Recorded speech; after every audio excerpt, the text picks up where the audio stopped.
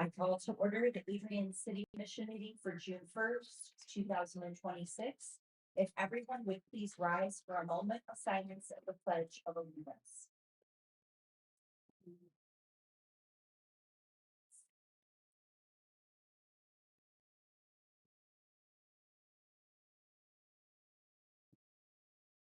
I pledge to the Republic of the United States of America and to the Republic for which it stands, one nation, under God, indivisible, with liberty and for all. Roll call, please. Mayor Heath, present. Commissioner Roberts, present. Commissioner Zeit, Commissioner Banky, Present. Commissioner Moore, Commissioner Schwartz, Present. Commissioner Cheshire. Present. All commission members present with the exception of Commissioner Zeit and Commissioner Moore. May I get a motion to excuse Commissioner Moore and Commissioner Zeit? Support. We have a motion from Commissioner Roberts with a second from Commissioner Cheshire. Roll call, please. Commissioner Roberts? Yes. Commissioner Bunky? Yes. Commissioner Schwartz? Yes. Commissioner Cheshire? Yes. Mayor Heath? Yes. Motion carried. May I get a motion to approve the agenda? So moved. Support. We have a motion from Commissioner Banky with a second from Commissioner Roberts. Roll call, please. Commissioner Banky? Yes. Commissioner Schwartz? Yes. Commissioner Cheshire? Yes. Mayor Heath? Yes. Commissioner Roberts? Yes. Motion carried. It is now time for public comment regarding items on the agenda. We will start inside the city chambers first. When we have exhausted all comment inside the chambers, we will then open it up to the Zoom participants. Just to reiterate, there's a 3-minute time limit, and for the record, please state your name and place of residence. Good evening, Madam Mayor and members of the commission. My name is Jacob Cooper, and I'm a City of Adrian resident. I'm here tonight because public recreation in the City of Adrian has systematically been pushed to the back burner for over the last decade, and it's time to pivot towards a more sustainable future. Our community's quality of life depends heavily on the programming that we have. While our physical parks look fantastic thanks to Matt Tomanowski and the hardworking crews in Parks and Forestry, our structural approach needs to evolve. Currently, the Parks and Recreation Director role is in a shared role between that and engineering services. While beautiful parks are a start, the true quality of life comes from the active programming that we fill them with. We owe it to our residents to treat recreation not as a secondary administrative duty, but as a core municipal service on par with public safety, infrastructure, and that of utilities. This distinction matters immensely when it comes to summer swim lessons. Following the structural closure of Bone Pool, the logistical hurdles of running an aquatic program naturally multiplied. However, our immediate response was to adopt a fee-for-use business model, initially introducing a resident fee of $74 per swim lessons to make the program run cost neutral. And grateful that collaboration with the city did come down to a $45 fee. However, these user fee models inherently create barriers in a community with our unique socioeconomic status. Fire departments don't send a bill before putting out a fire, and the police departments don't check a profit margin before responding to a call. Swimming is a baseline life-saving safety skill, not an optional luxury. According to the CDC, formal swim lessons reduce the risk of drowning in young children by 88%. Water safety is a public safety imperative and deserves to be fully supported by the city as a fundamental city civic service. Fortunately, we have an incredible path forward thanks to Adrian Public Schools. Leadership at APS has stepped up in a massive way to save summer aquatic programming for our youth, our camp programs with the Boys and Girls Club and Pathways, the Wave Runner swim team, and now swim lessons. They're opening their indoor facility that's traditionally closed for 2 to 3 months for the season of cleaning. They're absorbing those utility costs, and they're building a staffing infrastructure from scratch to cover and staff those lessons. The city has an opportunity to meet them halfway. Following my email to all of you this morning, I'm urging the City Commission tonight to approve a $15,000 stipend to APS to directly subsidize these swim lessons and keep the barrier-free use for Adrian's kids.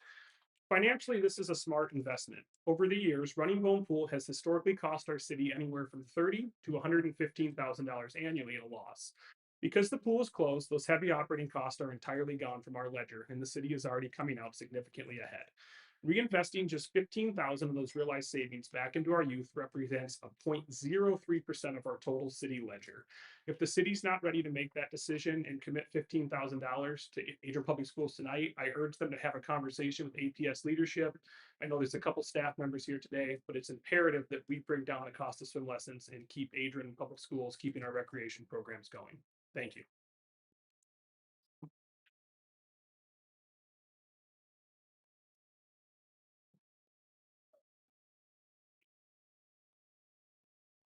Good evening, Mayor and Commissioners. Nancy O'Connor, City of Adrian resident. I know that you're all aware that I sent all of you an email last week and I included Will Sadler in the email. I want to thank the ones who got back with me, Tiffany Zeich, Commissioner Swartz, Mayor Heath, and Commissioner Binky. I really appreciated you taking the time out of your busy days to send me an email. So, as you know, I've asked for a town hall meeting. When Will emailed me, returned my email, he said that they the city had an open house in January and they needed to have another one. I appreciate that, Will, but an open house is not gonna do the same as what a town hall meeting would be.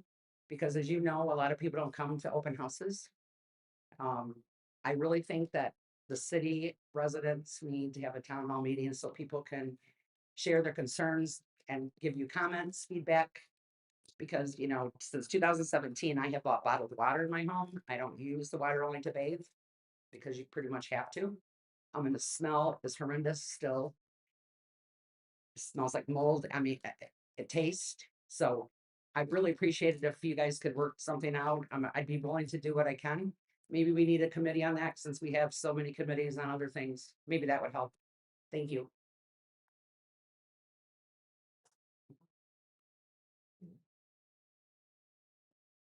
Hello, thank you for this opportunity tonight. I really appreciate it. My name is Michelle Taylor. I reside at 712 North Locust Street. I am here talking about our drinking water. It's our essential need. And with that being said, our drinking water is beyond being a problem, just being a nuisance. It's contaminated, and I say it's contaminated that it has horrific smell and taste. And more so, it's concerning because since the 1940s, I believe, the city of Adrian, if I understand correctly, has been trying to draw from a 60-acre, 19-foot man-made reservoir. It's antiquated and it doesn't work any longer. The other sources, it's being drawn from the surface water. That's very problematic. My degree is in sustainability. And the problem with drawing from surface water is it's susceptible to contamination, obviously from industrial, from cow pastures, from industry. And now that we're digging a tunnel at 1450, just a mile from 1450 Beecher, that happens to be a FURSRAP site, or the acronym FURSRAP. Problematic, that is a Superfund site that used to have uranium. I did bring this to the attention of Eagle and I also did talk to me at the water plant. And it's very unfortunate that the city of Adrian's water plant is trying to be forced to be tasked with trying to polish a turd. It's just not going to happen. A new source needs to be found. It's antiquated. And as of this, at this time, up until now, Eagle confirmed that there has never even been an SRF application for a grant or a loan to even try to get a new system in place, to get monies for a loan to try to update our system. There hasn't not once been a system once.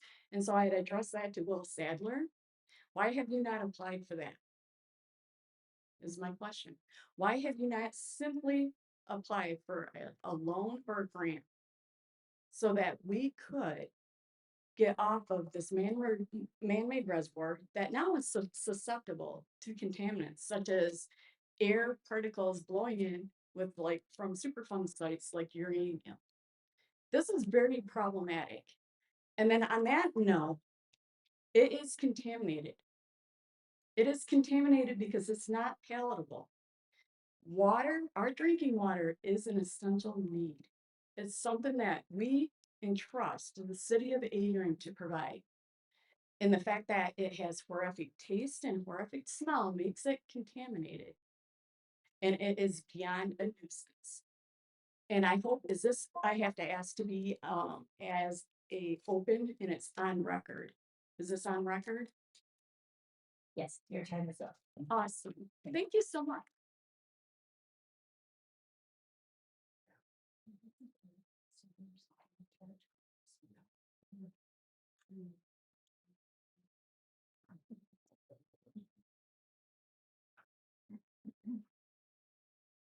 Scott Marvin, Adrian. Adrian residents, businesses, and customers in Adrian deserve clean water. Not that nasty, stinky stuff that we're getting now. If you're willing to fix the water problem, I'm willing to pay more for my water bill to have clean water. Please have a town hall meeting with the city of residents. Thank you for your time.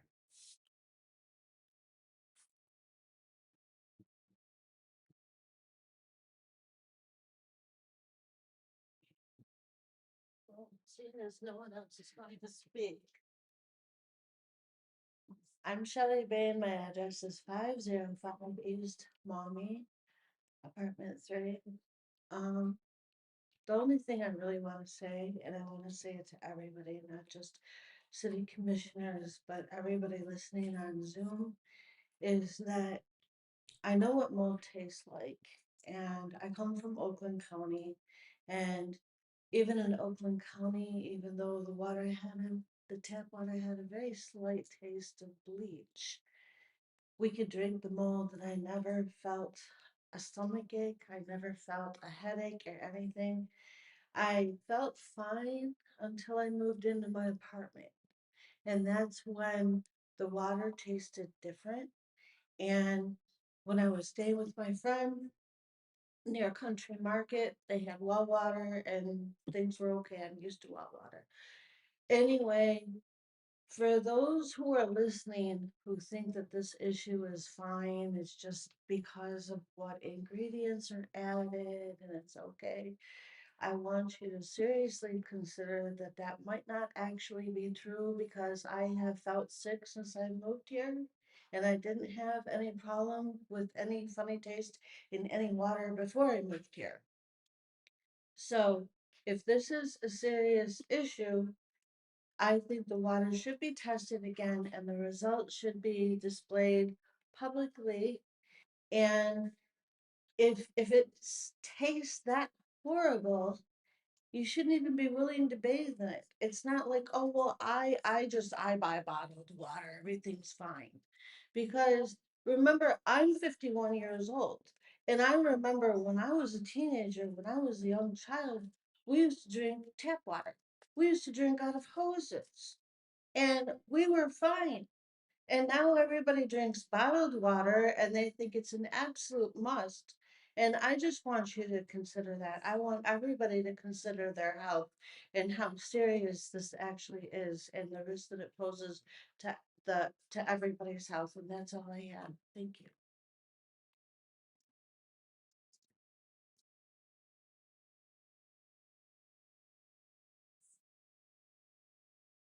We will now open up the public comment regarding items on the agenda to the Zoom participants.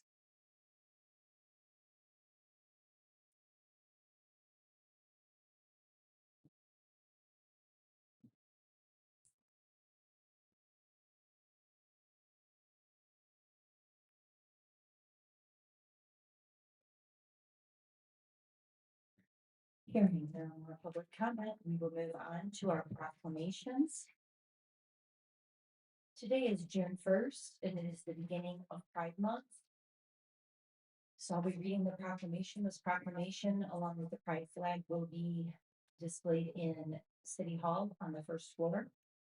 Whereas the city of Adrian supports the rights of every citizen to experience equality and freedom from discrimination.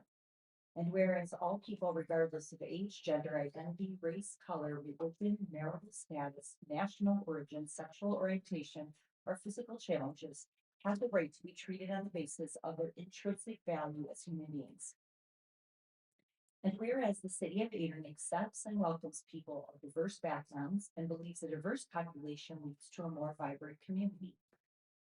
And whereas lesbian, gay, bisexual, transgender, queer, or questioning, intersex, or asexual communities contribute to the cultural, civic, and economic successes of the city of Adrian. And whereas we as a society must acknowledge that the need for education and awareness remains vital to end discrimination and prejudice. Now therefore I, Angela Sorkey, Mayor of the City of Adrian, Michigan, do hereby proclaim June 2026 as Pride Month in Adrian, Michigan, recognizing all LGBTQIA+ citizens whose influential and lasting contributions to our community make Adrian a vibrant place in which to live, work, and visit. We also had a request for Armed Services Day, and yes, we did have a meeting right after Armed Services Day happened, and the request came in right on the day of that meeting. So I'm going to be reading that now. It had already happened, but we still want to acknowledge it. Whereas Armed Forces Day marks a time to celebrate the efforts of the uniformed personnel within the U.S. Army, Navy, Marine Corps, Air Force, Space Force, and Coast Guard. And whereas President Truman declared that May 20th, 1950 would be the first Armed Forces Day with his issuance of Proclamation 2873. And whereas Armed Forces Day has been observed on the third Saturday of May for more than 7 decades. And whereas over 1 million active duty service members across the American military help keep their fellow countrymen and women at home out of harm's way. And whereas on Armed Forces Day, citizens are encouraged to display the flag of the United States and to learn more about military service by attending and participating in local observances of the day. Now therefore I, Angela Sorkey, Mayor of the City of Adrian, Michigan, do hereby proclaim the third Saturday of May as Armed Forces Day and thank all active duty service members for their commitment to keeping our country safe.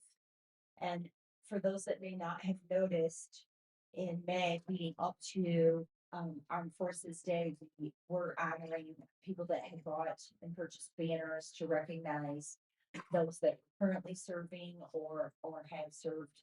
And we left those up during that time, and that is why they're up there, but they did come down for Memorial Day because that's not what Memorial Day is about.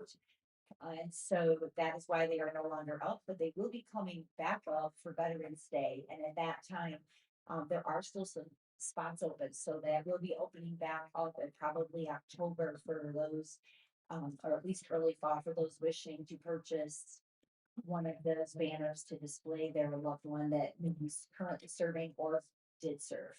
But we thank everybody that has served for their service and wanted to make sure that they were recognized. Moving on to our informational discussion topics, we're going to begin with Matt Tomlinson with swim lessons through Adrian Public Schools.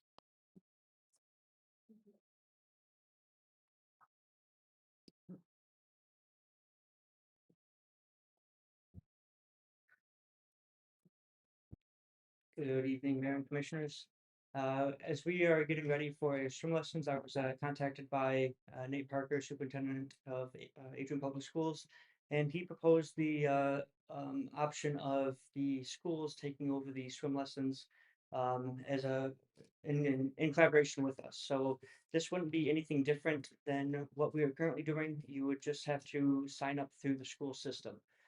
This was supposed to be cost neutral, as I mentioned earlier. So we were not taking on the cost, and the school shouldn't have to take on any costs as well. We were just struggling finding lifeguards, and as a school, they have a ton of kids, so they might have better luck than we do finding those resources. I also have Chad O'Brien here, if you'd have any questions for him as well, but wanted to give that opportunity to you guys to talk and see if that would be something you guys would like to pursue. Well, I guess I'd like to hear from either Chad or Dan on just the financial implication for Adrian Public Schools by taking this on, since we did hear during public comment that it would there would be a cost incurred by Adrian Public Schools for you to take this on. So I would like to hear if that is what that amount might be or what we're looking at.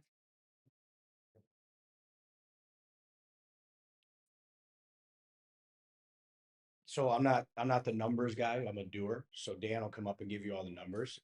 But, so right now, taking it on generally will not change the cost because the pool cost is what it's gonna be, right? Like, so to open it, to have the chlorine, to have the heat, to have the air circulation, we have to run that no matter what, right?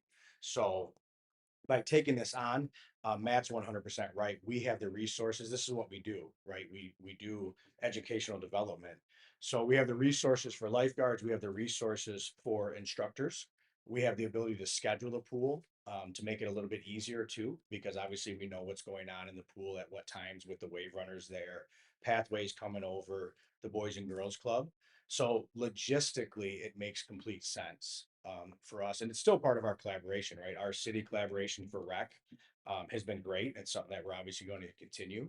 So it's definitely part of the collaboration with us, just kind of taking more of the lead role since it's in our building and it's right there with what we're doing, right?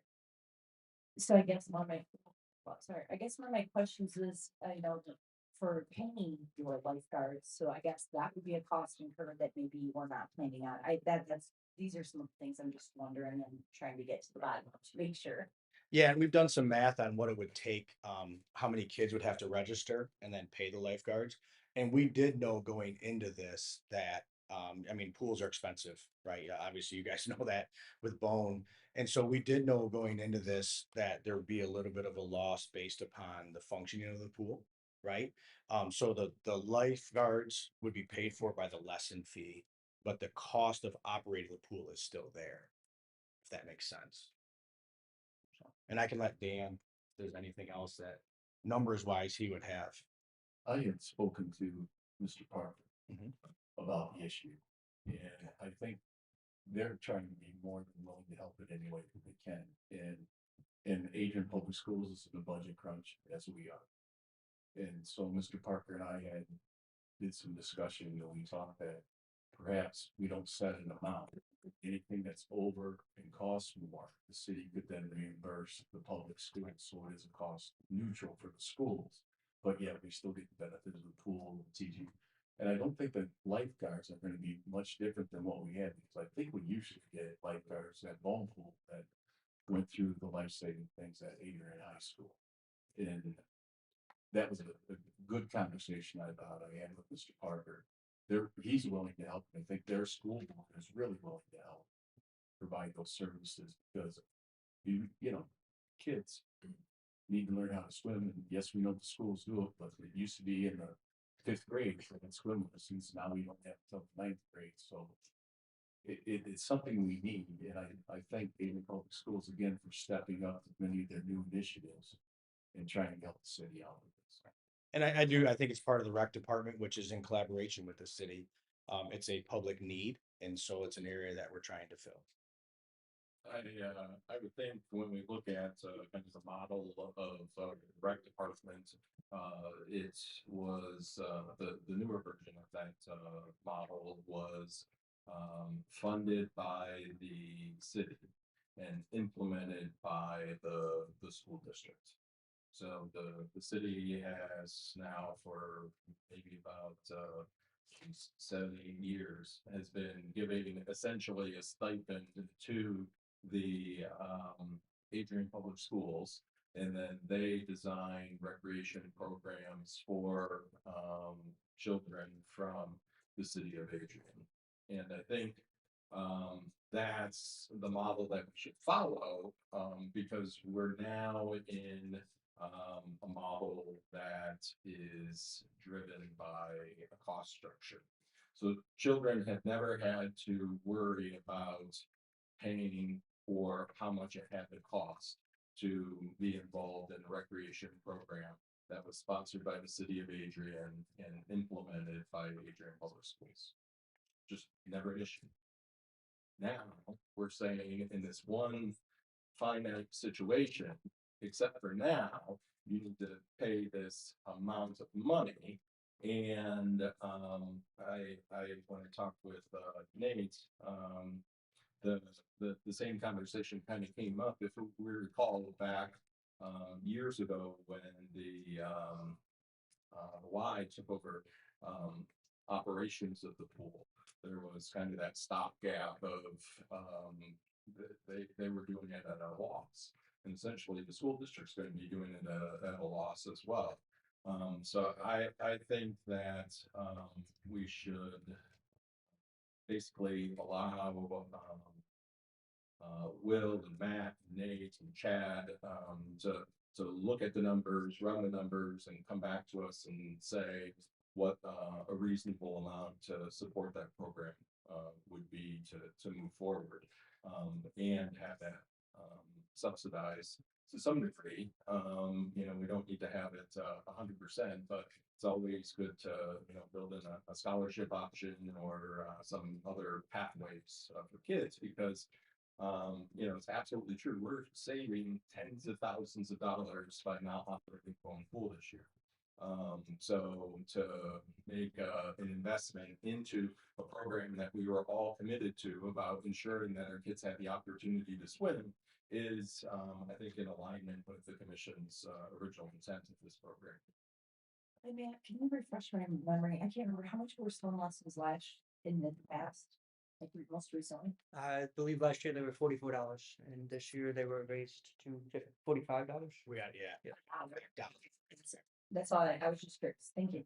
I think we need to recognize, even though it's not your commission more, all we need is $3,000 to help lower the Yeah, prices. that's what I was gonna speak about. So, Bob talked about the scholarships and we still have that. So one of our students, Emma Pino, raised a bunch of money for kids to get swim lessons, which is amazing. Some of that money is still available.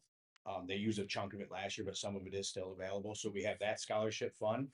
And then, Commissioner Moore, right? That was the original plan, and we would have to look at how that looks now that we're kind of facilitating it, but there's definitely scholarship opportunities there, right? We never have in my 5 years, and I definitely believe before that, we've never turned a kid away from a rec program because of finances. That's never happened, nor will it. Yeah, there's not a whole lot for me to add there with what they just said. So we went through this and looked at what the cost would be for us. So like Chad noted, the cost of the lessons would cover the lifeguards. That's really the add to it. When we get into it and start going through, we'll see truly what our utilities look like and those other costs of chemicals and things of that nature that as we go through, we'll see that. But we've got the pool open already. We're already planning to be using it. So why not have this collaboration? And again, like Chad said, we don't turn folks away if they can't afford it. We figure out a way to get it done in our rec programs. And again, like Commissioner Moore being so generous like that, that's allowed us to be able to supplement this. So we feel from a district standpoint that this is a good thing and we want to be a good partner with the city. I say we give the group, Matt and Chad and Nate and Dan to figure out if we need any additional funding from the city, but maybe work through a summer and decide if there is additional funding that's needed. Maybe there's not, I don't know. So, but I think if we could task them with figuring this out, I think that would be great. Yeah, we won't know the numbers until we see how many people Right. register and what we do, right? We don't know that off the top of our head. Yeah, I was gonna say after the fact is probably. We would know that. That's But correct. that's okay. We can adjust them and amend the budget. And that's, Bob, you probably know this better than anybody. As you're going through this, we'll see what our utilities look like. We'll see what our costs look like for chlorine and other chemicals after the fact, what it looks like, how much it may have jumped in relative to what we brought in revenue and look at, okay, what does this look like as we go forward? But again, we can't stress enough from the district side. We think this is a good thing for us as a district to be a partner of the community. Our kids are there, so we're on board and we want to make sure that's clear. Well, thank you. Yeah. Thank you very much. It was very exciting to hear that you are willing to do this and it's greatly appreciated. Thank you.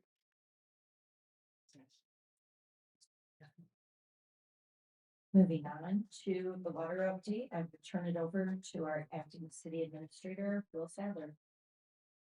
Thank you very much, and thank you to those that spoke earlier. I appreciate that. And we appreciate it when you call us, and I want to say the word complaint, but I appreciate when you call us directly and let us know when you've got problems, because that's how we find out. Now, this year, the spring has been a bit of a challenge for us. And I've got a PowerPoint, there's 4 or 5 slides, I can't remember, with a couple of things to talk about, but we do know that there are 2 main compounds, organic compounds that thrive in the lake that are the culprits of our issues, and there's a couple. Sorry, there's some graphs for you, and I can't see that far, but I'm gonna try to read it. So this one is a substance abbreviated as MIB. It's just a shorter for methyl isoborneol, which is an organic compound that's found in the lake. Now, you're going to see a bunch of squiggly lines on there. You got two peaks, and those are 2 separate years. So what I've got is data from 2025 and 2026. And that's from 2025, and you can see that is the concentration of that particular compound in the lake. Okay. So last year, about this time, we had a spike, but you'll notice that that came down really quick. This year, we had a similar spike, didn't go quite up as high, but it's taking a little bit longer to come down. That's the lake, that dark one. If you look below, there's that red line that just shoots straight across. That's my target. I want the bright blue line to be underneath that red line. What's that number? So I use a number of 10 parts per trillion. And these compounds, many people can detect those down to those low levels. Some can detect it a little bit lower than that. And as you get really, really high, I think those peaks were last year over 800 parts per trillion. This year was close to 800. But our goal is to keep that line, that bright blue line, which is the tap water, near that red line. And as you can see from, and I can't see the dates, from about last July up until this spring, we were great. We were golden. Okay. The numbers were right where I wanted to be. This spring, they jumped up for a couple different reasons. The biggest reason we found, the biggest way for us to help with that is running all of our wells. Unfortunately, this year, one of our main producing wells has been down longer than we anticipated. It's been down for about 5 weeks now. For maintenance, it was just all the plants aligned against us this year.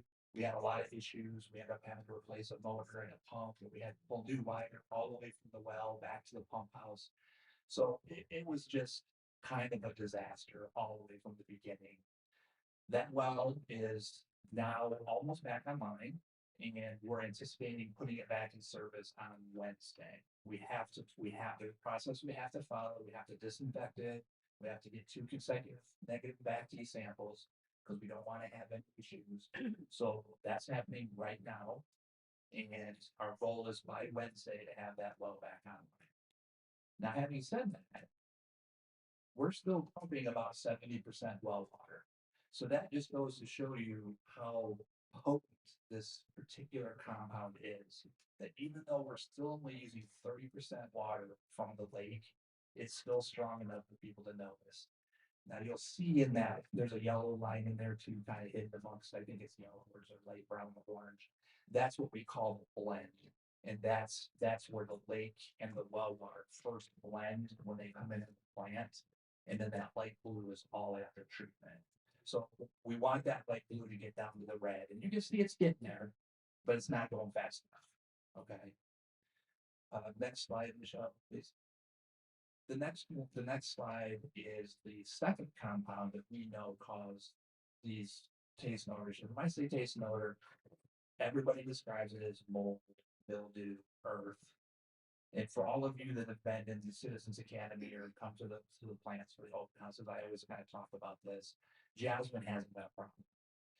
Even the lake concentrations have mostly been below that 10 parts per trillion.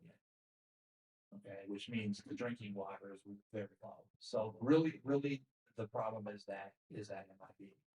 But it's coming down, and I anticipate that within the next week to 10 days, as that newer water, because we'll up the rate to 85%, or we'll get as much raw water as we can, and we'll pump it through the system, and we should see some noticeable changes.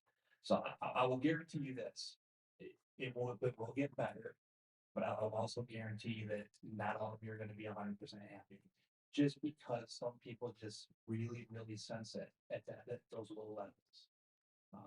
A good thing for you to do, put a lemon juice in your water or lime juice or run it through a Brita filter. That will really help At the plant, we utilize activated carbon in the water itself.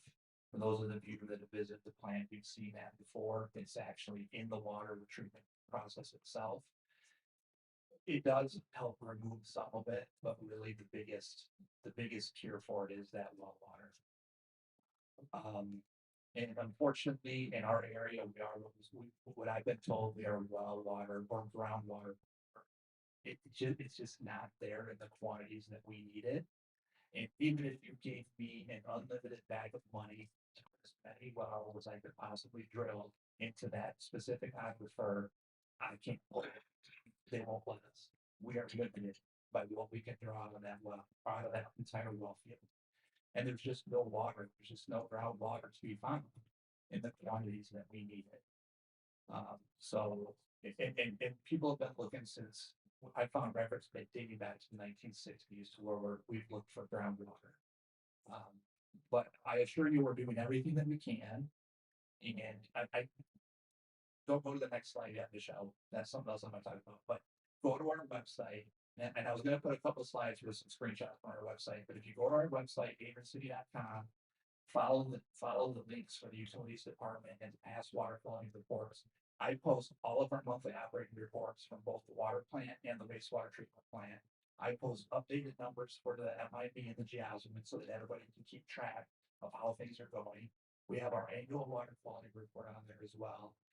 Admittedly, I sometimes get a little bit behind and I get a couple months behind, so I don't get stuff put on there as timely as I want to, but I will work harder to do that, to be better at that. I lost my train of thought. That's on there, monthly operating reports. If I remember, I'll get back to it, but everything's online so you can see it. So everything that we submit to the state gets put right on our website. So everybody has access to it. And if you go there and you look at it and you don't understand it, call us, call the plant. If I can't call you back, Nate will call you back. Okay. Next slide, Michelle. This is from a website that is kind of making rounds on social media. And it says, is Adrian, Michigan tap water safe to drink? And it gives us a grade of an F. Well, please don't always take what you see to be fact on the internet. Do a little bit of research. Go to this website. It's called waterverge.com. Just type in Adrian, Michigan. You'll get this and you can scroll through it. But there's a few things I want to point out. And again, I'm kind of hard to read that, but it gives us a score overall of 40.5 out of 100. It gives us 33 active violations. And it gives us a rank. Okay. We have no violations.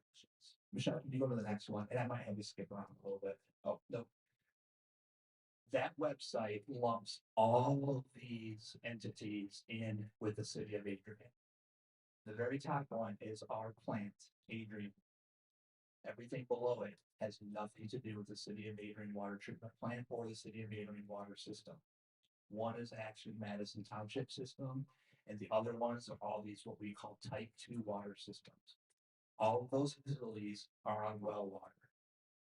They're not even on our water. They don't get water from us. Some of them want water from us because they have so many problems. But we have no violations and everything in there is lumped with us. Okay, next slide, please. So this is where they kind of go through their scoring. And if you look at the very top one on the violations, the most points we could get are 45, and they gave us 0. Well, they gave us 0 because it says that we have 33 violations. We have no violations. We should get at least 40 or 45 points. So that puts us automatically up to an 80 or an 85, which would put us in the B range. As I tell my kids, that's not good enough. We want to get higher than that. So there's work to be done. It gives us a D for compliance. As far as I know, we have no compliance issues either. We're under no administrative orders. We have no violations. So all that information is very misleading. So realistically, we are actually up in the high B's to even an A grade. Now, when you go through this website, there's a lot of information on there. Go to the next one, please, Michelle. that should right there tell you that there's a lot to be desired on this website. It has us having it being under an evacuation order for Hurricane Katrina in 2005. So the website's got a lot of stuff on it. You can't necessarily click on it all. It doesn't tell you a lot, but just remember it's not all factual. Or if it is factual, it doesn't apply to us. So again, the best thing for you to do is call me, call the plant, call Eagle, we'll talk to you. Michelle, I apologize, I did not get a chance to call you back, but I know that we talked to Don and I know we talked to Nate, so I apologize, I did not call you back. So, and as far as the town hall, we can call it whatever you want. We can have it wherever you want. We can do it here. We can do it at the plant. We can reserve Island Park. I can close down the street down here. Y'all just tell me where you want to do it and we'll show up. And I'll have somebody from Eagle there too, but I'm gonna have to work on that a little bit. He said he would be there, but we'll have to just schedule it. You're working on a date then for that? I haven't yet, but I've already talked with Don at Eagle, and I've already turned his brain, and he's already said he's more willing to come down to that. And I do appreciate, when I went through the Citizens Academy and then even when, we wastewater for that year Citizens Academy, but then when you did it, in October, I think it was, being on site, it's just, I think to see it and have that further explanation really sinks in compared to, sitting right here at a PowerPoint, you can show us exactly what, you were talking about. So I do appreciate that, and I really appreciate the further discussion from our communication about that website. So I think that's important to understand all those private locations, and very interesting. There is one of those locations that's being proposed to be added to our city water system. And I know some people that live at that location, and when I mentioned that that's in works, they were beyond excited to be joining our water, and it's kind of like, how does that make sense? Because you have people fighting to want to get our water, but then there's the conflict on the other side of that. I did have the opportunity to talk with Les Sealer. And I think when, you can think of the person who has probably one of the strongest understanding of water in the region, it's clearly Les. And, that man can rattle off, oh, iron in this city is this, and the iron in Adrian is great. And the hardness of Adrian is great. And I think he kind of wishes that was maybe a little bit higher for businesses. But I think that this also becomes kind of the bigger conversation of from a river basin watershed council. This water is coming from that watershed, and the same thing that's impacting us is impacting us downstream at in Blissfield. And I had a conversation with a class I was teaching in Blissfield 2 weeks ago, and they told me you can probably expect low turnout tonight because they're talking about water at the city commission. So I hear that theme. So is this something to be addressed at the River Basin Watershed Council as well as a bigger issue? So just a quick point, the lake is actually fed through the Wolf Creek watershed, and it discharges into the River Raisin. So I'm not sure if they actually go upstream on Wolf Creek or if they just stick on River Raisin. I know that Loch Heron has problems all the time, and we've been working with Loch Heron now for 4 or 5 years. They collect samples and we run their samples for them, just because they were looking for grant money to help upstream of us. So we've been working with them for several years, running their samples, but it's definitely worth the conversation. Yeah, because it does show us it's part of it within the map. Question I have is related to the aeration systems that are placed in the lake. An individual who lives on the lake was saying that when it's out early in the spring, that, the likelihood that the water, and the algae bloom is lower. And he said that when there was the big experience a few years ago, that wasn't out as early. And then he also mentioned that, it wasn't out as early, this year. Is that a direct correlation or is that just a side piece? I think it's a side piece, and honestly, what he's referring to, we call them solar bees. They were solar powered devices that would basically just circulate the water from the bottom of the lake to the top of the lake. We don't have those. They were very, very old. They were breaking down all the time. The maintenance on them was just becoming ridiculous. So we pulled them out. So we don't even have them. If we do, they're in a scrap pile somewhere. But what we have instead is we call it our pulsar unit. It's a sonic wave generator.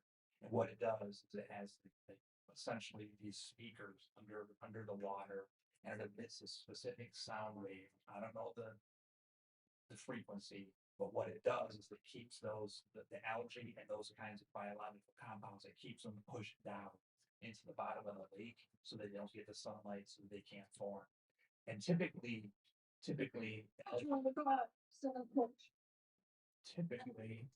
algae blooms don't happen until about September. So the lake looks really good. We're sampling for this jasmine and MIB weekly right now. The problem is it takes several days to get the results. We have to send it to Texas of all places.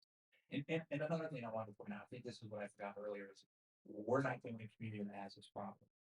It's bad for us because we live here, but all you need to do is a simple search of municipal water supplies with jasmine issues, and you're gonna get a list of them.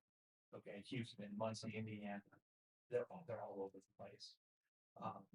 So sorry, I got away from that question, but right now the quality of the lake is pretty good. And those compounds have been dropping. So we took a sample on Monday. That was sent out. I hope to get results by Thursday. And by then all 4 wells will be running, and then we'll grab another sample on Monday, and we'll just keep doing it weekly until we get those numbers down to where we like them, and then we'll just go to every other week for a while, probably through the summer. Would those compounds have been, associated with, an algae bloom, or is it from natural runoff, or from rains, or? A little bit of both, but this time of year, it's the runoff. It's the absolute runoff. Unfortunately, and I've had this conversation with staff members, I believe in jinxes, and we don't talk about things before they happen. And we had a conversation. Nate, who was the superintendent at the water treatment plant, who's doing a fantastic job, by the way. We had a conversation before we had this big spike of how well things were going, and then the rains hit. And then the other thing that we do every fall, we take out a couple of boards off of the dam to lower the lake level so that we don't cause ice damage around the lake. And in the springtime, we put those boards back in. But when we put those back in, you don't get that flow through the lake. It's just a pool of water that fills up. So everything happened at once. Everything happened at once. And then the well was down. And it was just, we knew we were gonna have to bed in a few weeks. So that stagnation becomes kind of that, issue. Yes. So is there, kind of the standard operating procedure of, let's put these, systems in play in the future to, if we could go back, and I'm sure quarterback it. So for next year's, plan, we put the boards in earlier, or don't shut the well off, or one of those things. And then to throw in a whole nother question, are we drilling more wells and exploring them, as well? Okay, so, no, you're good. So the boards, we put the boards back in when we can. So we have to pull that pulsar unit out in the winter time because the ice will absolutely just tear it up. So we'll pull that out usually about mid-November. I've got guys out on the lake in a rowboat, pulling that thing and tugging it to shore. We'll store it in the shop. And in the springtime, when all of the ice is gone, we'll get it back out. We'll get it deployed. Can't remember when we got out this year, but I want to say it was in mid-March sometime. And then the boards we put in when we can, when we have manpower. We lost 2 operators this past winter. So we had to replace 2. And anytime we lose an operator, we have to take one of our maintenance staff onto operations. So we were down to literally one person in our maintenance staff. And we can't have one person go out on the lake. And we can't have one person put the bars back in. So again, that just adds to that equation of here we go, you know, and that the well should have been back online sooner, but we just ran into a bunch of problems. And- Well, Sorry. that was me. Oh, okay. Sorry. I don't look over here a little bit. I'll be a lot briefer. Did I answer all your questions? Yeah, no, one more about, so we are working with Eagle we have 4 wells. 3 of them are on one property and the other one, which is the one that's down, is actually on another property that we don't own, but we have an easement for. So we have 4 wells. We have been working with Eagle to add the 5th well. And if we already need to put that in, that doesn't mean we get to run 5 wells. That means we can still only run 4, but at least we'll have one when one of them is down for repair or maintenance. So we're working through that process. It's still kind of stuck at the Eagle level. So I would imagine we're still probably a year to a year and a half away from making that happen. And if you're gonna ask me for a cost, it's probably gonna be in the neighborhood of $500,000 to drill a brand new well. Thank you. I remember a lot of that from before, and I think it's important for folks to hear as well. Absolutely. Well, I would just like to say, thank everything that you do, been to the open houses and things like that. I think it's important that you have that information. But for recent years, we've had a systemic problem. People complain about taste and smell of things in our water. And I find it sometimes disheartening when we go into a restaurant and they advertise and we don't use Adrian water. Or we have to filter our water because people have a distaste or whatever you want to call it. And I think that hurts our businesses. And it's been going on forever. So while we're doing things progressively, I still think there needs to be drastic change. And some of the things we may have to look at is how old is our water plant? What's it actually going to cost us to renovate and rebuild our water plant to get better water? And we have to put that out to the public. These are our options. It's going to cost this much to do this. What are we willing to pay, whether it be in higher taxes or higher rates or bond issues, whatever funding we can get? Because I'm, as your girls gone, but the graph had 2 major years where this was happening, but it's been a systemic problem. And when we have businesses having to advertise that we filter our own or that we don't use Adrian water, that I think that affects a lot of people. And when you have people come to the meeting and talk about their homes, so we may be looking at more of not a fix, but a long-term solution as well. Is this something where there could be like, are there any systems where like there could be filters as it enters the business and enters a home? I don't know. I mean, if that's the thing, if they make a. Yeah, I mean, anybody can put a whole home filter on, or they can put one under their sink, or however they want to do it. You know, a lot of restaurants do it anyway, because if they serve pop out of the machine, it has to meet certain standards, I guess is the word. So a lot of them already have the filtration system on them. In terms of the plant, as long as, and I hate having to treat from the lake, and you said it great, surface water is terrible to treat. It's hard to treat because of the organic material in it. It's not something that you get in groundwater. But as long as we're having to use that, we're potentially gonna have this problem. There are, other things out there called microfiltration and nanofiltration and reverse osmosis. Nobody has yet to tell me that any of those systems will remove 100% of the geosmin in the MIB. So if I have a year where it's 800 or 900 and I remove 99% of that tap water is still going to be at 9 or 10. Someone's going to notice it. And I'm not saying we should go in that direction, but if you know how an RO system works, you have what's called reject water. It's like for every 100 gallons that you treat, you're going to waste. The percentage is getting better and better, but at one point it was like 50%. You're pulling everything out of that water, the good, the bad, and the ugly. Okay, Well, guess what? All of that stuff that you pulled out of 100 gallons is now in 20 gallons. What are you gonna do with it? Now you gotta figure out where am I gonna put that? Do I put it in the sewer system? And send it to the wastewater treatment plant and make them have the problem? Or do I put it back out in the environment? Which is a possibility, but now you're gonna have to have a permit to do it. So I'm not trying to say we shouldn't look into it. Just remember, there's always a downside. So but it may be worth looking into, and I would guess that we're probably, if you're gonna do it, you know, there's been banter years ago was, well, if we can get 2 million out of the well field, we'll only need to treat 1 million from the plant. So let's just build it to treat 1 million, because our average is about 3 million gallons a day. Well, what happens when that well field gets struck by lightning? And now you have to do 3 million gallons a day out of the lake. But your RO system only handles 1. So you kind of have to build it for your max.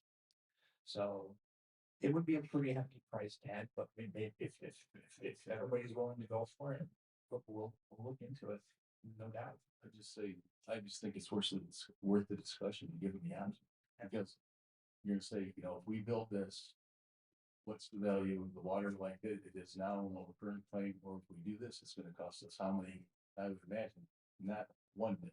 I think we're talking millions upon millions. Oh, I would guess that an RO system at a plant our size, you could probably start at 15 million. And I could be wrong, because, well, nothing gets cheap, does it? So I'm probably wrong, but. So yeah, I mean, if anybody, I'm sorry if anybody has any more questions, but I'm willing to do whatever format anybody wants. I think a town hall is a great idea. Sure. I just think that not, you know, obviously not everybody's going to the community academy. People couldn't come maybe to the open houses. It's not reaching everybody. And I mean, the town hall doesn't always reach everybody either, but at least it's reaching a larger audience possibly. And at least hear the concerns. Maybe there's some ideas that come from that, and, you know, and ways to explore how to, you know, make our water better. I will reach out to Don with Eagle. He's our compliance, he's our district engineer is his actual title. So I'll reach out to him and find out his availability, and we'll try to get something scheduled for the next 2 to 3 weeks. If that works for everybody. I think what Commissioner Schwartz said was right on track. You know, I was in New York and I was in Atlanta the last couple days, and I can't tell you what the water tasted like, and that's a good thing. I mean, we want our people our visitors, our residents to not remember what water in Adrian tastes like because they're focused on everything else. So to explore that, but also that was one thing that Les said when I talked to him today. He's like, well, you know, you want the best water, you buy it in the jug, and then you buy it per dollar per gallon. And you want a good filtration system after the fact, then you can pay for it by cents.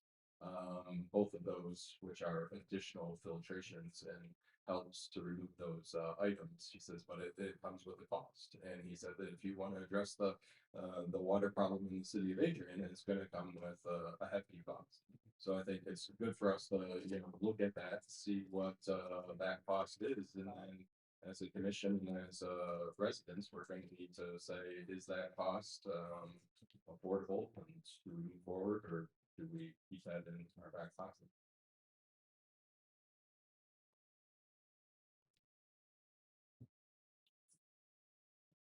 Thank you. So be watching for a town hall update coming up. Sure, everyone will find out. Moving on to other items, we tabled the ethics committee discussion, so we needed to bring it back because once you put a date on that table, you have to bring it back. I do have a little bit, I guess it's an update sort of. You know, I know that Commissioner Schwartz had, you know, said everybody that is on the ethics commission last time, and I have we've been in conversation with all of them.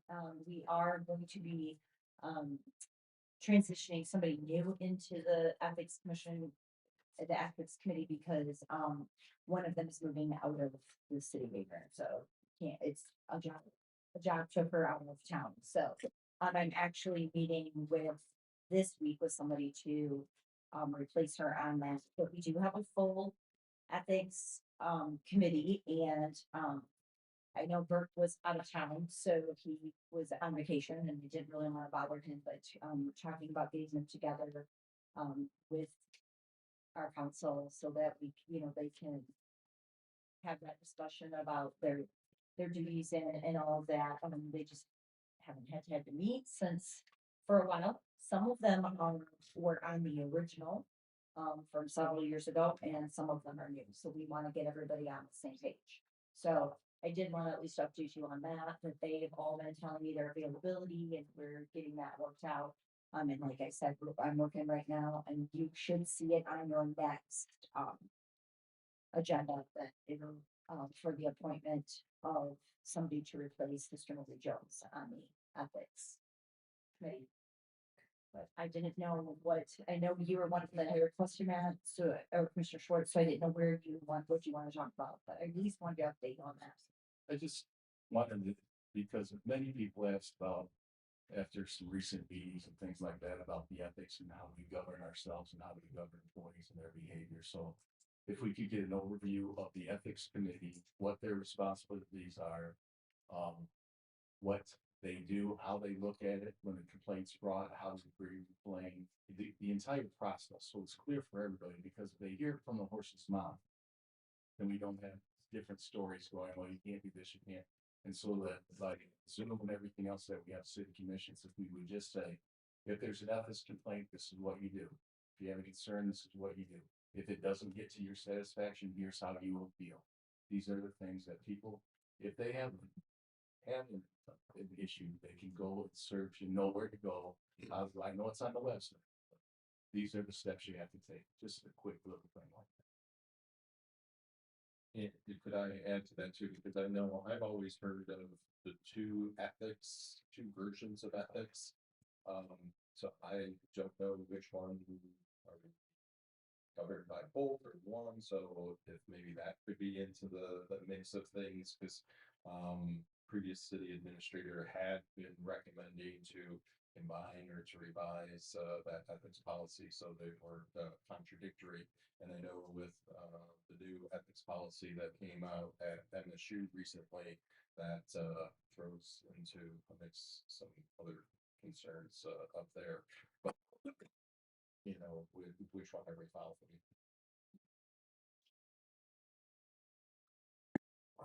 What two are we talking? Um, I mean, there's an ethics policy on the website. Is that the one you're talking about, or is there something? There are two, there's a code of ethics and Right. like an ethics policy. I think that's what you're referring to. Cause I know what you're talking about. okay, yeah, as long as you do, I just know I heard it and I just don't remember exactly where they're at and what they're called, but I have found both, they do both exist out there. They both, but one's a code, it's more like an oath. And the other is the actual policy. Policy is the one that the ethics committee should be following. The code is more of an oath. I guess then maybe that would be a good But thing I'll- to also I'll- clarify too. I'll combine it in. Okay. Thank you. So, and this is something too that maybe like part of our training next week, we can go over as well, just so we know, but then is this something you would like them to have clarified in our next meeting as part of like discussion topics then? Yeah, I think Just the process. Just we make everybody Yep. aware Yep. that we do have one, we follow ethics, that this is the process, this is what we do. At our next regular schedule. And our next regularly scheduled, correct, sorry. We have meetings literally every Monday this month, so yes, at our next regularly scheduled meeting. Are there any other topics that anybody would like? I just wanted to talk about Michigan Municipal League training. So I know we have the training coming up that's more through the lens of kind of like the legal aspect of things. But I guess I would be interested, since I'm just one class away from level 1 certification with MML, to see if there, as we go through this process, selecting a new city administrator of professional development for us as a commission through the MML, that they have that great lens of these are all the things that are happening in communities from around the state.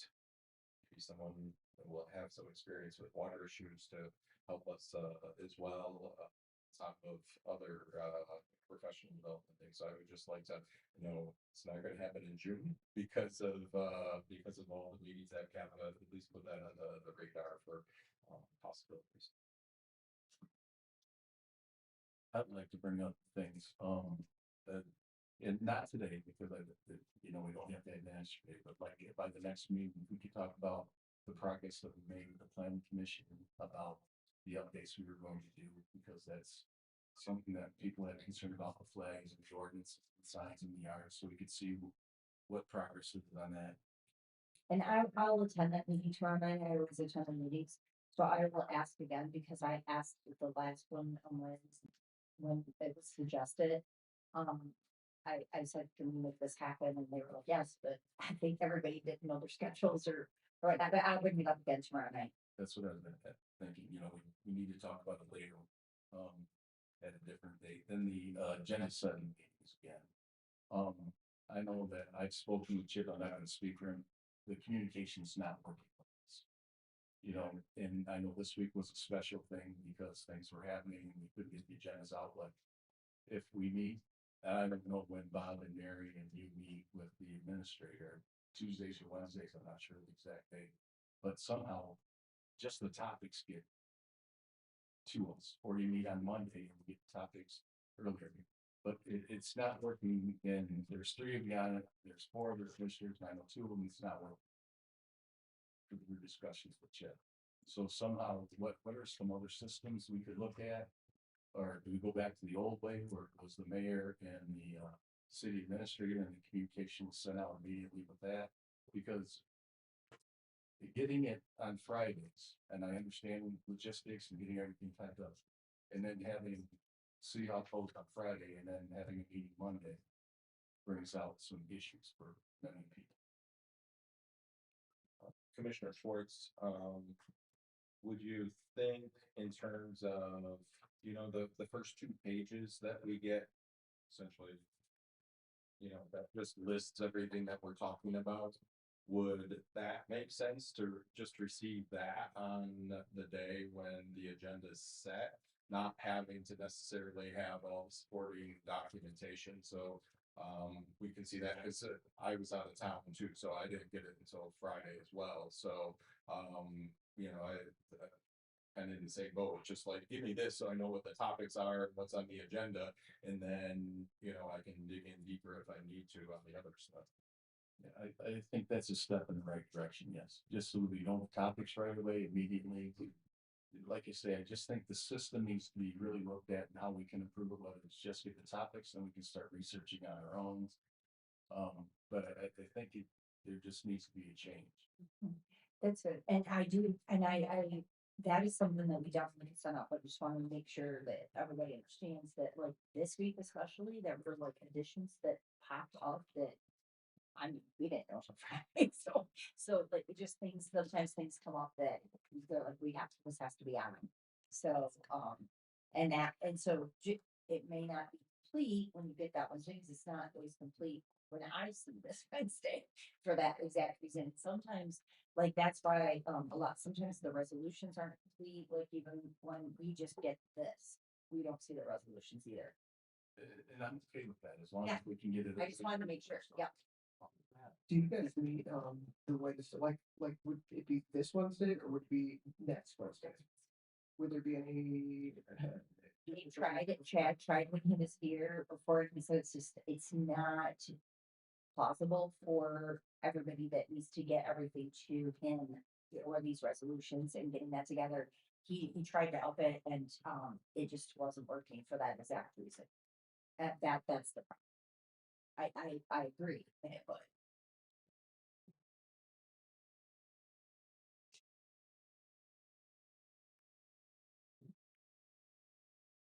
All right, moving on to the consent agenda. May I get a motion to adopt the consent agenda? So moved. Support.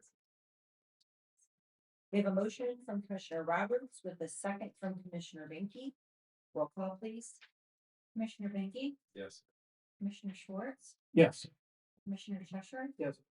Mayor Heath, yes. Commissioner Roberts, yes. Motion carried. Moving on to our regular agenda under resolutions. Resolution R 26-049 is from administration. It is a resolution to approve deed restrictions, select a broker, and approve a listing agreement for the sale of 411 South Main Street. May I get a motion to adopt the resolution? So moved. Support. Are there any commissioner comments or discussion on this resolution? I'd just like to thank you. I appreciate the work that went into this. We had a resolution previously, but it wasn't specific enough, so I'd really like to thank Michelle Dewey for catching the issues and fixing the resolution so that it matches what we really want to have happen.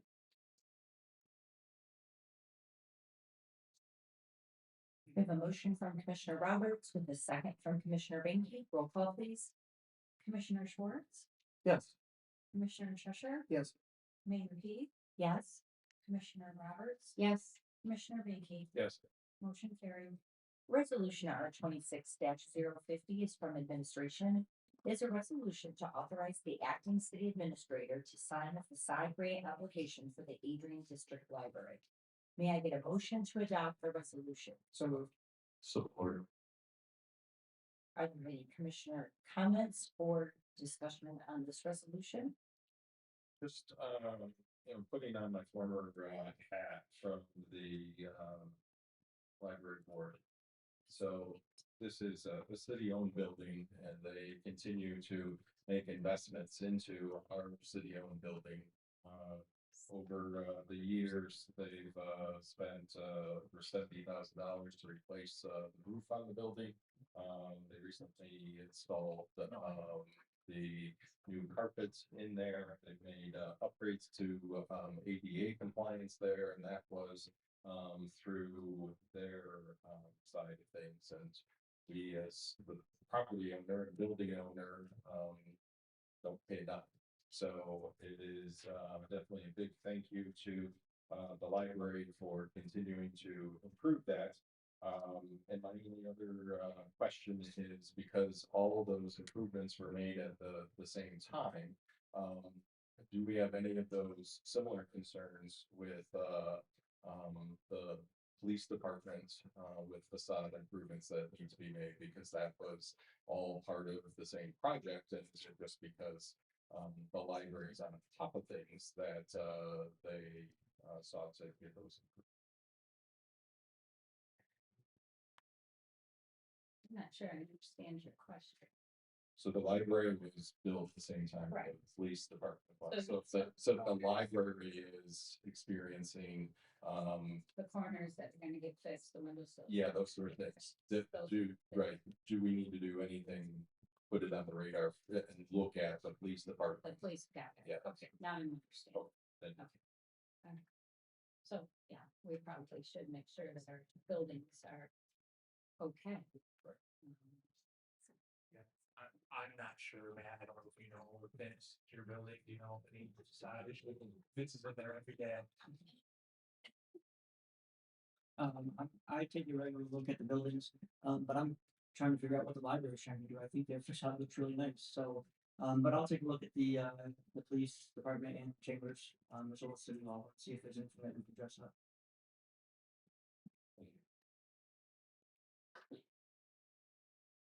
We have a motion from Commissioner Cheshire with a second from Commissioner Schwartz. Roll call, please. Commissioner Cheshire? Yes. Mayor Heath? Yes. Commissioner Roberts? Yes. Commissioner Banky? Yes. Commissioner Schwartz? Yes. Motion carried. Moving on to public comment. This is general public comment. It does not have to be anything that was discussed on the agenda, but it can be. Just to reiterate, there's a 3-minute time limit before the record. Please state your name, place of residence. We will begin inside the city chambers first. When we have exhausted all public comment inside the chambers, we will then open it up to the Zoom participants. We'll begin inside the chambers now.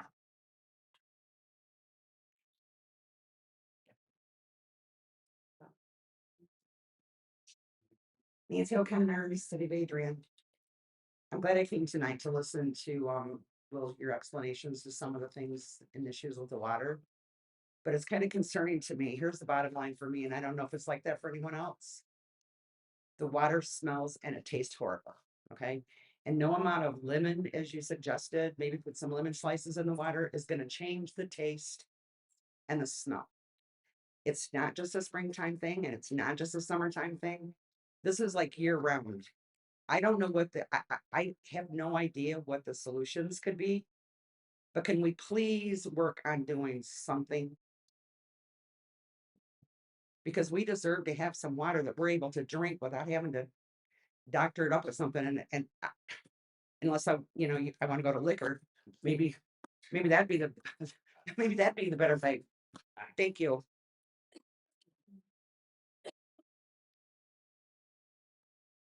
Michelle Taylor, I reside at 712 North Locust Street. Thank you very much. Yes, I just want to reiterate, I do appreciate your comments. I seen your slide and I want to assure you that no, I did not get any of my information from a random AI. My information I really thought came from a valid source, and a cited source. I did go to graduate school, so I kind of keep an eye out for that. I want to bring good solutions, and so all right. With that being said, I just want to reiterate that yes, thank you.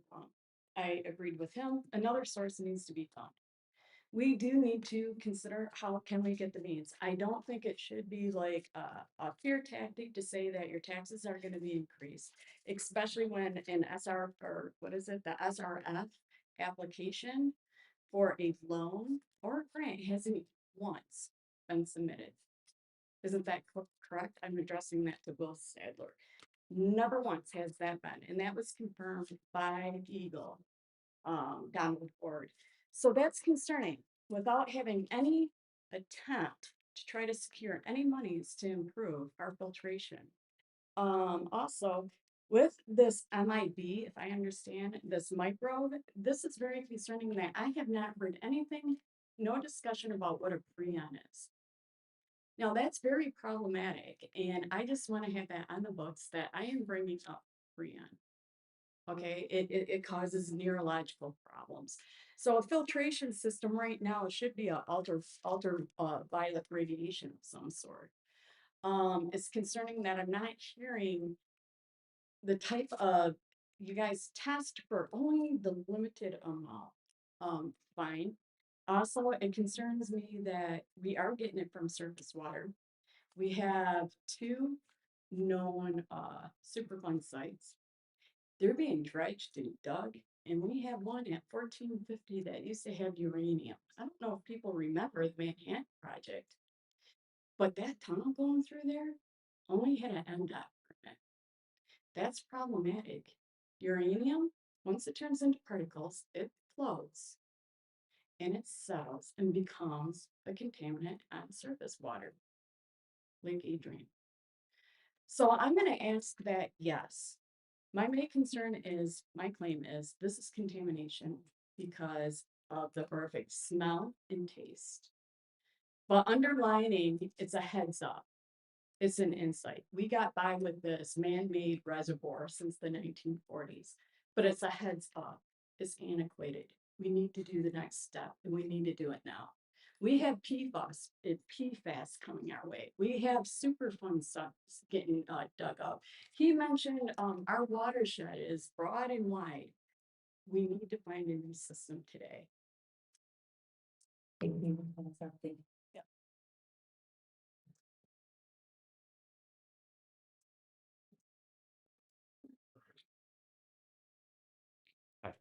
Thank you for having me today. I wanted to sincerely apologize to all of you, especially Mr. Castleberry, with the frustration that we've had with the noise. Can you state your name and? Yes. Please, thank you. My name is Dayton Tyson, and I live at 916 East Maumee. And today is the first time I've been able to publicly talk about some of these comments. As I said before, as I wanted to apologize, Mr. Castleberry, is the frustration, but I believe that frustration is proof of a complaint. And so I wanted to say that in reference to a horse, don't judge the horse in his bed at 4 a.m., judge the fly where it lands. And I think that talks about the entire nuisance case. I invite you guys to come down to the house if you want to after this. They're 7 p.m. They're running as hard as they can at the house, and it's making people sick. I actually have to go wear these in my house.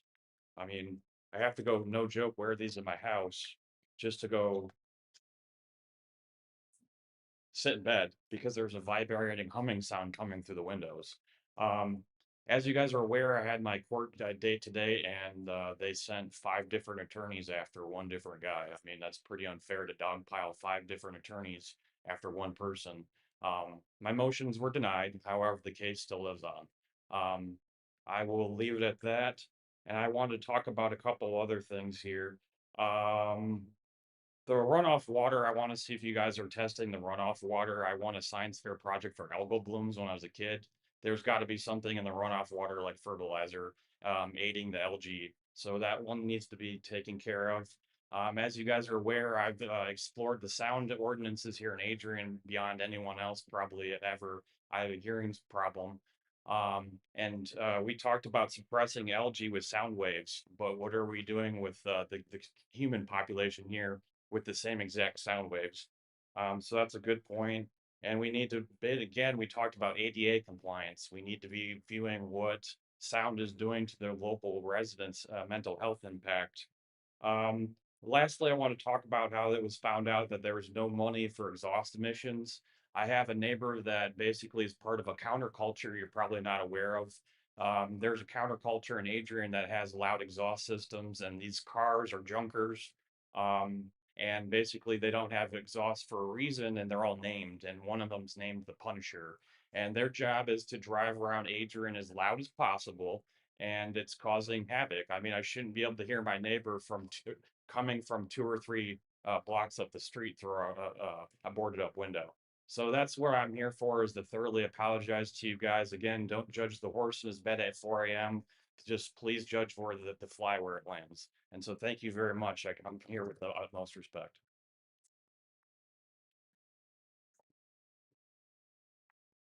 Hi, I'm Teddy White. I own property in Adrian. I just want to invite everybody to the annual Juneteenth NAACP Juneteenth celebration. This year we'll have a variety show from the Boys and Girls Club and a live band after. It'll take place June 19th at 100 block of West Maumee.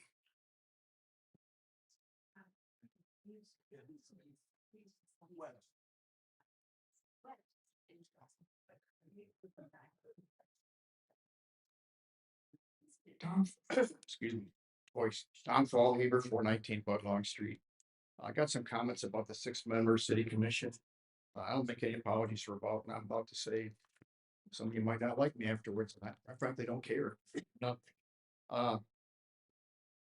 This is about everybody except Commissioner Moore, who's not here, and Commissioner Schwartz. But it just seems like everybody here is just a bunch of radical leftists. And I see this. I'm 74 years old. I watched this city decline in recent years. And I'm sick of it, man. It didn't seem like it. I've been following the workings of the city commission here since the 1960s.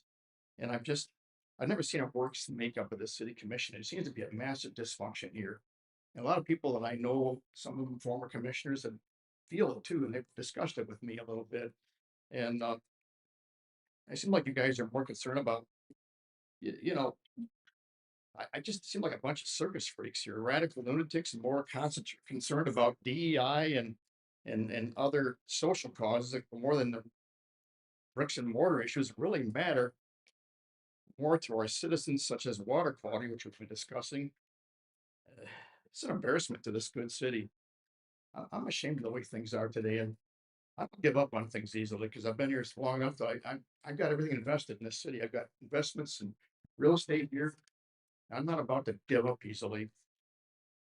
I made mistakes myself when I was a city commissioner, things I'd take back if I could. When I served 11 years total as a city commissioner, I served back in 41 years ago. I got elected for the first time. I was young, and I paid a price for some mistakes I made, and I'll be honest about it. And Mr. Roberts, when Mr. Westfall spoke, I know him very well. I've spent time with him. I'm disgusted the way you've treated some of the employees here. We lost Lisa Hewitt Cruz, I've known since the 1980s, an outstanding employee. She came on board. I thought, my God, we got the best of the best. She's gone. I found out now that one of her staff members quit today, a young lady named Abigail. I talked to her, talk about a shining star, rising star. Now she's gone. And makes me sick. I think you owe an apology to Mr. Baugh and to Lisa Hewitt Cruz. I think you should resign. It'd be nice if you stood up right now. They're not here. I don't believe either one of them are here, but you should resign. If I did some of the things you did, I'd be ashamed. I'll be honest with you. I'm tired of it. You treat me like that, you'll be the last time you treat anybody like that. I'll tell you, I don't put up that kind of crap. I'll tell you what, I was so angry the last 2 weeks when I found out Lisa was resigning at the last meeting. It made me so sick I couldn't sleep that night. She's such a terrible loss. Mr. Ball was the hope for us. Who are we going to get to take? Who's going to come here? Sorry. Thank you. I don't know why it's not dinging, but I can see it. I'm sorry, my name is Michelle Taylor. I gotta counter this. You can do, no, you Wait, can no. only talk. These are public representatives. They you. deserve our respect and they should not Sorry. threaten Yeah. at all. Sorry. Thank you. Hi, my name's Amory Green Taylor. I live within the city. And I know Michelle can't speak again, but I do want to say that I respect everybody up here. You were voted. So that means many residents appreciate what you do and vote up here. We do have to remember that there are things as hearsay, and if you are not there, you do not know what took place. And I just want to say thank you. Most people do not feel like Mr. Fallhewer. Thank you.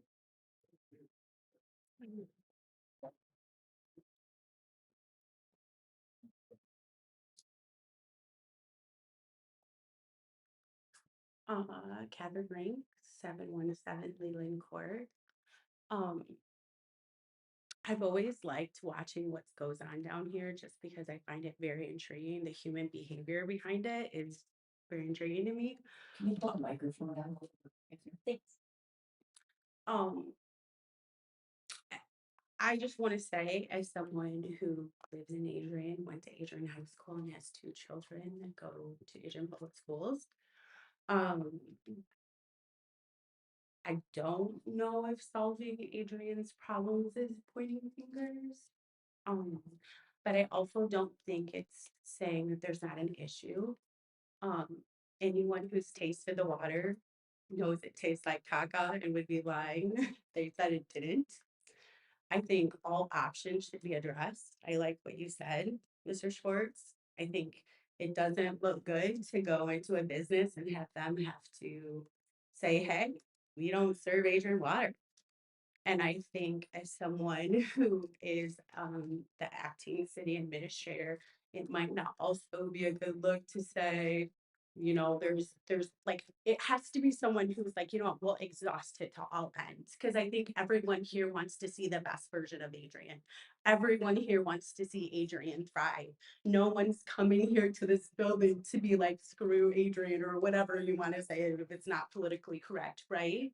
Like, we don't choose to be here because we don't like it. So I'm like, where do we start working together? Where do we start talking about the thing behind the things? Like the real stuff, the stuff that really drives the city. That's the kind of stuff I go home and think about. That's the kind of stuff I'm talking about with my own kids at home. Like, would you ever stay at Adrian Coast High School? I don't like having to tell Sophia, I think you should go elsewhere. There's more opportunities, but that's real, right? That's real. So I think we can work together, man. I think we're all here because we want to be. And I think we believe in Adrian. And instead of word cursing it and saying how horrible it is, can we get together and dream about what it could be? That's all I have. Casey White, Madison Township resident. What happened to the policy where you couldn't come up here and bash a commissioner? That it was stopped immediately. Where did that go? I mean, Mary was reelected, not just elected once, but reelected. And there's a reason that Mr. Fallhaber is not a commissioner anymore. That's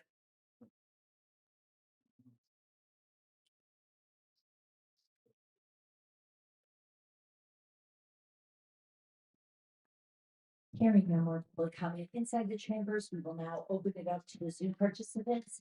You should see the time limit on your screen. And also for the record, please state your name and place of residence. We'll begin for the Zoom participants now.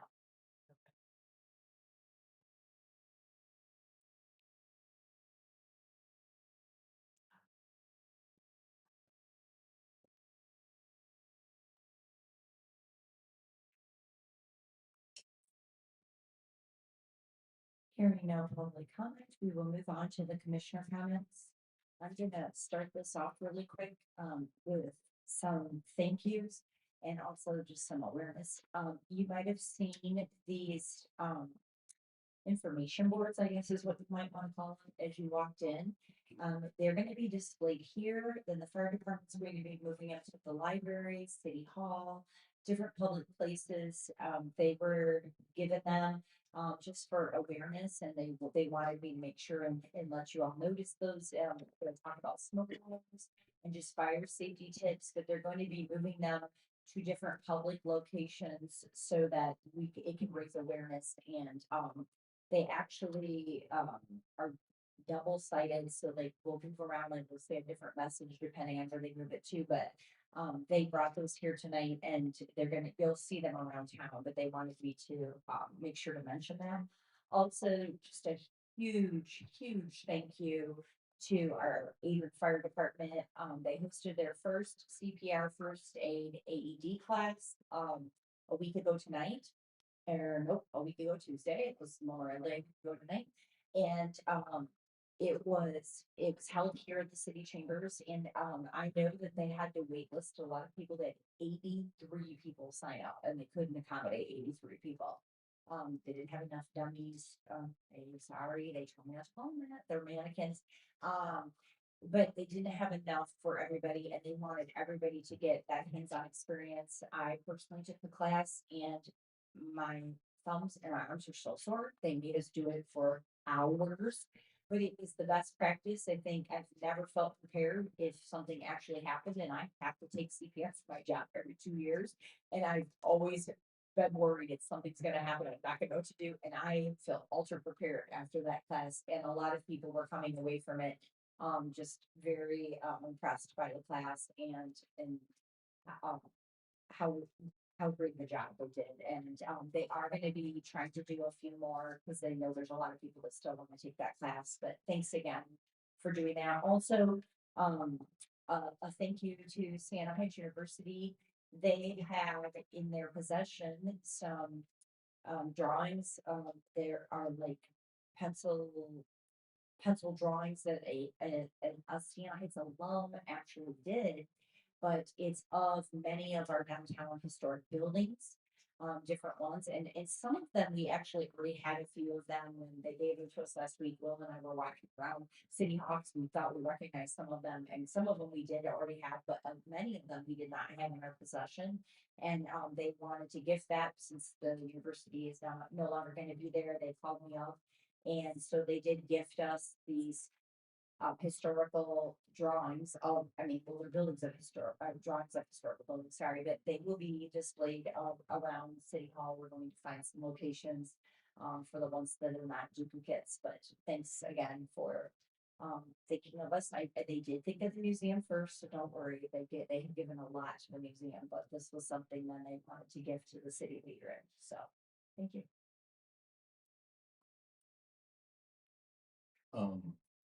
and this is something further down the road for a discussion, with the closing of Siena Heights and the housing issues we have in Adrian, what are we going to do as a city to broach that conversation with people that in the apartments that are now gonna be vacant because there's not students there, or maybe even Ledwidge Hall. But something that we could do as a city to be proactive and trying to find housing, things like that. And a reactive thing, it's the old Bixby property, but belongs to ProMedica. It's horrible. We talked about it 2 weeks ago. We're talking about it again today. You drive by that, the weeds are more than a foot to 2 feet high. Bushes are unkept. It's dirt. It's an eyesore in the city. Something's got to be done.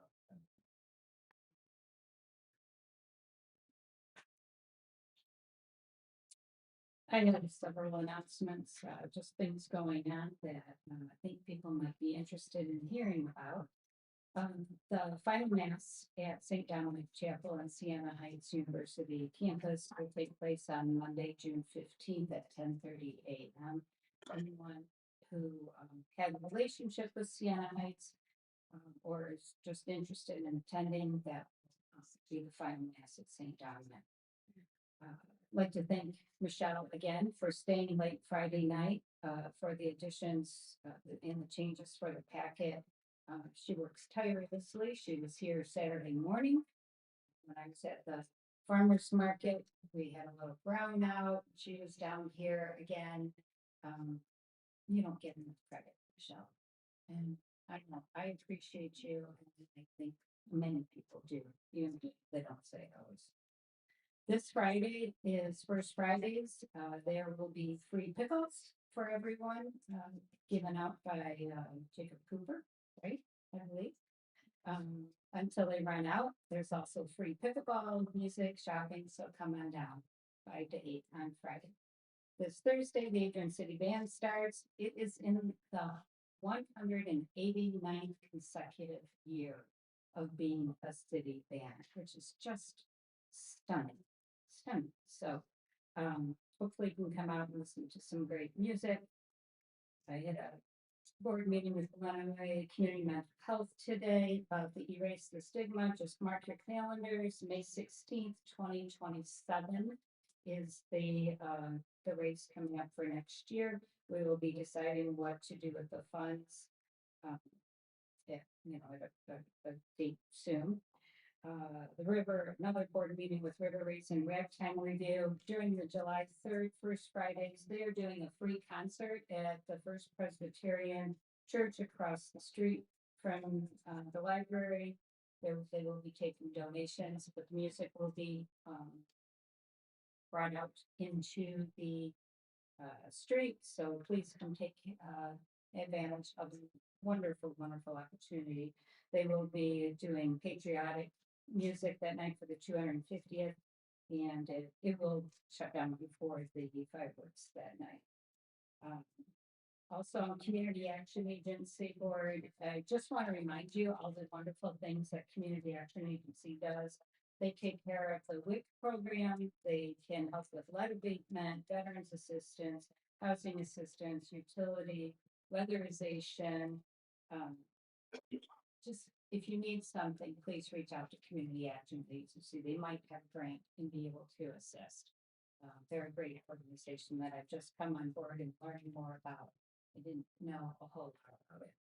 It's time for meetings and boards. Had a MML Zoning and Planning Commission meeting this afternoon. And if you have not had a chance to look up House Bill 5529 through 5532, I would urge you to look up those bills.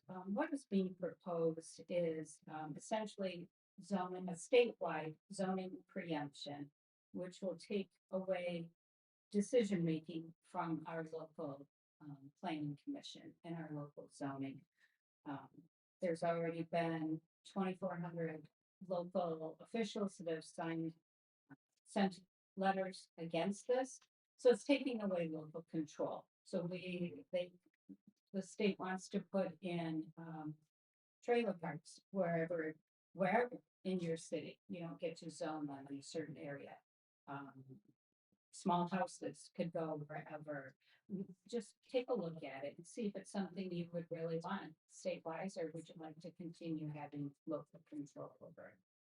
So, a lot of things going on right now. Most of it's good. Thank you.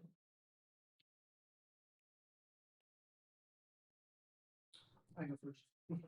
I just have some thoughts on our Pride Reclamation.